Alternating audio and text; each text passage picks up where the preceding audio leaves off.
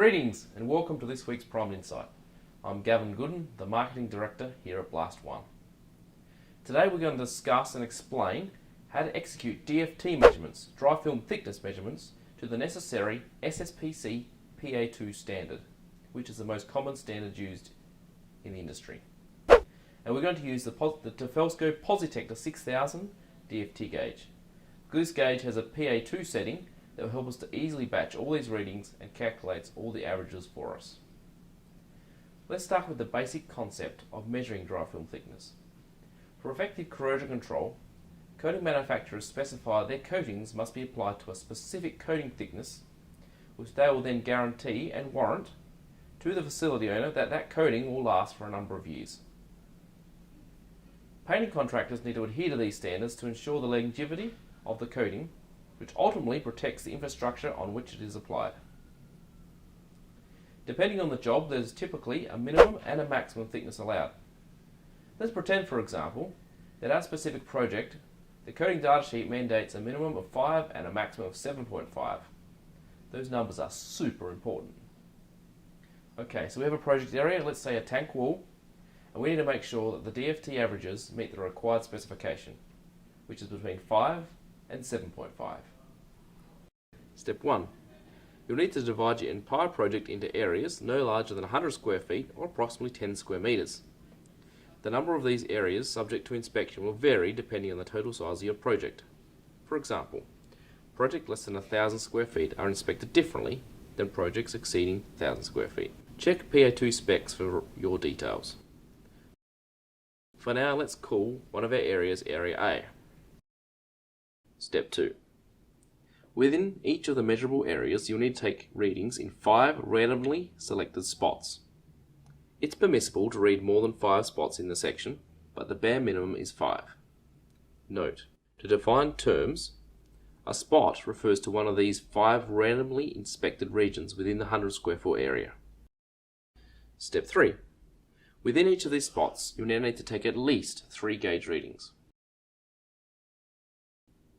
A gauge reading is one of the 3 DFT measurements taken within a spot. The size of the spot is no greater than 1.5 inches or 4 centimeters in diameter. The average of these gauge readings equals the inspection value of the spot. For an area to pass, the average of the 5 spots must conform to the minimum and maximum DFT specs. So, for area A to pass, the average of spots 1 through 5 must conform to the spec. Or more precisely, the group average cannot be lower than 5, nor higher than 7.5. Otherwise, the whole area fails.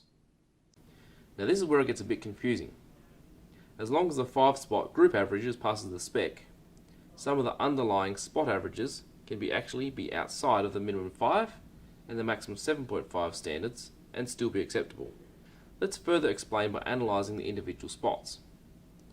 Notice that although the spot averages passes, spots 1 and 5 are both outside the minimum and maximum respectively. As long as the 100 square foot area average passes, SSPC allows the individual spots some flexibility to drift below and above the minimum and maximum, specifically within 80% of the minimum and 120% of the maximum. In our example, that would be minimum of 5 times 80% is 4. The maximum of 7.5 times 120 equals 9. Thus, any spot that falls between 4 and 9 is considered acceptable by SSPC PA2 standard. Spots lower or higher than 4 and 9 are not acceptable, even if the overall 100 square foot area average meets the standard. Recapping. The area average must adhere to the standard minimum and maximum. So as long as this is true, each underlying spot has a leeway of 80% of the minimum or 120% of the maximum. And what about the gauge readings? Those have the greatest leeway and can be even outside the 80% to 120% allowance, as long as their combined 3 gauge average produces a spot conforming to and within the 80 to 120% standard. Okay, so we're going to explain how to use the Tefelsco Positector 6000 gauge to take readings according to the PA2 standards. So they give us a handy setup here. Go to memory, a new PA2, can see our measurements are set up here. We've got a minimum mil reading of 7.5, a maximum of 13, 3 readings per spot, 5 spots per batch, and got our 80 and 120. So we're going to get a new batch. Here we go. Alright, so let's take these readings. 3 readings per spot. And to change to the next spot, you just hit the plus button.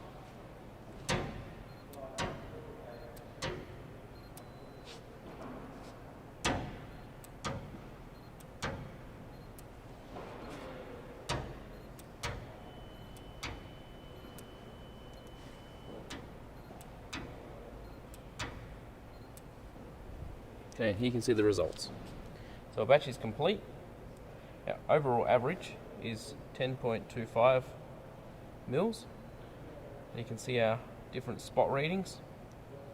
And you can see that the batch has been completely calculated according to the PA2 standard and takes all the mathematics out of it. If you have any more questions, don't hesitate to reach out. We're always available here at Blast One. Thanks for watching this week's Primed Insight. We'll see you next week.